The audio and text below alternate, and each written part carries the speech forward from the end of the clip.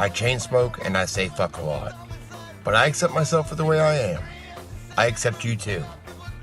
Viewer discretion advised. And now a word from our sponsors. C60 in oil is a powerful antioxidant that moves through the body like a magnet to attract and neutralize free radicals. Gotta get rid of those radicals. It can slow down aging and reduce cell damage, improve the immune system, and reduce inflammation naturally, among other benefits.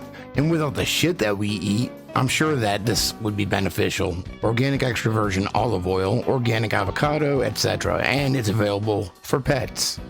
If you're interested, check out my link in the description and buy me some while you're at it. Earlier, I had a chance to sit down with Ambassador Brzezinski. Our conversation began at the Dlux guest house, the very same guest house that hosted his father during those important visits to China many years ago. Dlux State Guest House, that's where your father once wore. Yes. I'm sure you heard a lot from him, the stories decades ago about U.S. and China. I did. I'm sure those stories will be even more meaningful today. Well, it's so great that you start this interview that way, because for the last couple of days, I really felt I was channeling my late father, because he believed so much in the Sino-U.S. relationship as having the potential to address some of the world's great challenges of today and tomorrow. He really felt that this is the most important relationship America has with the world. With so much going on in the world today, it's hard to pay attention to any one thing, so I don't. I started listening to the Bilderberg Group again by Daniel Estulin for the second time, and more stuck out to me. That's why I read them multiple times, because as I learn more information and I go back, I can start connecting those dots. And a name that keeps popping up, Mika Brzezinski's father, Zbigniew Brzezinski. That is so hard for me to pronounce, I can't believe I got it right. You grew up in a family in which big matters can be discussed around the dinner table. It's true. Very true. I just wonder, what was it like to be in a family of the Brzezinskis? It was the privilege of a lifetime, because we were just my brother, my sister, yes. And I, and my sister is one of America's most popular television talk show hosts, and I think she would share this with you. When we were 7, 8, 9 years old, my father at the dinner table or lunch table would be asking us about détente, SALT II, the Middle East peace process, U.S.-China relations. How the Bilderbergers intend to achieve their one world vision is outlined in the following wish list. They want: 1. International identity. By empowering international bodies to completely destroy all national identity through subversion from within, they intend to establish one set of universal values. No others will be allowed to flourish in the future. Centralized control of the people. By means of mind control, they plan to direct all humanity to obey their wishes.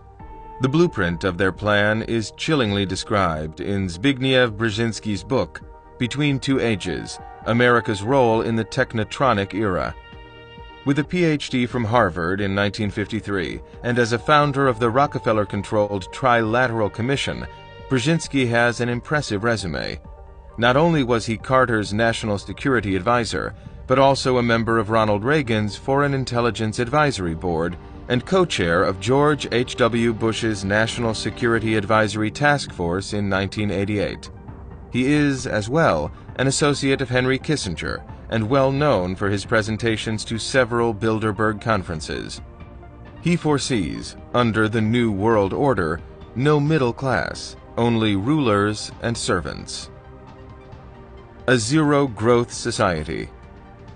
In a post-industrial period, zero growth will be necessary to destroy vestiges of general prosperity. When there is prosperity, there is progress. Prosperity and progress make it impossible to implement repression, and you need repression if you hope to divide society into owners and slaves.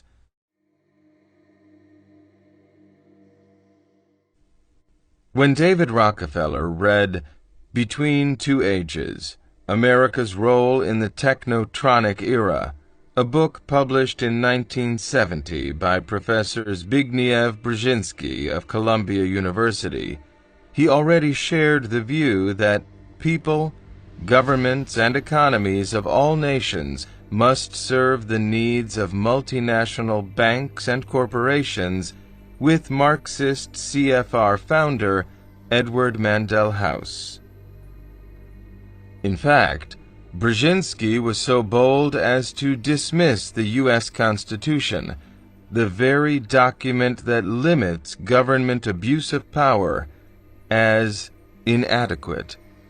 Instead, Brzezinski claimed that the old framework of international politics, with their spheres of influence, the fiction of sovereignty, is clearly no longer compatible with reality, and proposed the approaching 200th anniversary of the Declaration of Independence could justify the call for the National Constitutional Convention to re-examine the nation's formal institutional framework, and could serve as a suitable target date culminating a national dialogue on the relevance of existing arrangements. That same year, Brzezinski also contributed to Foreign Affairs, the CFR publication, asserting that a new and broader approach was needed. He suggested the creation of a community of the developed nations which can effectively address itself to the larger concerns confronting mankind. A council representing the United States, Western Europe, and Japan, with regular meetings of the heads of governments as well as some small standing machinery, would be a good start. These words must have been the call to arms that set David Rockefeller in action, for in the spring of 1972 he broached the idea of a trilateral commission at the annual Bilderberg meeting in Knokke, Belgium. According to George S. Franklin, former Trilateral Commission coordinator, the group responded with great enthusiasm for Rockefeller's proposal of an international alliance that would create strategies and policies to consolidate the 4 pillars of power: political, monetary, intellectual, and ecclesiastical, under a central world government. Colonel North, in your work at the NSC, were you not assigned at one time to work on plans for the continuity of government in the event of a major disaster? Mr. Chairman. I believe that question touches upon a highly sensitive and classified area, so may I request that you not touch upon that, sir. I was particularly concerned, Mr. Chairman, because I read in Miami papers and several others that there had been a plan developed by that same agency, a contingency plan in the event of emergency that would suspend the American Constitution. And I was deeply concerned about it and wondered if that was the area in which he had worked. I believe that it was, may I most respectfully request that that matter not be touched upon at this stage. If we wish to get into this, I'm certain arrangements can be made for an executive session. And tragically, the only member who got close was Jack Brooks, and he was stopped by the chairman. It's also quite convenient that Brzezinski, who considered the Constitution outdated and wanted to do away with it, was also a director for FEMA. Carter's presidential order creating the Federal Emergency Management Agency on June 19, 1979.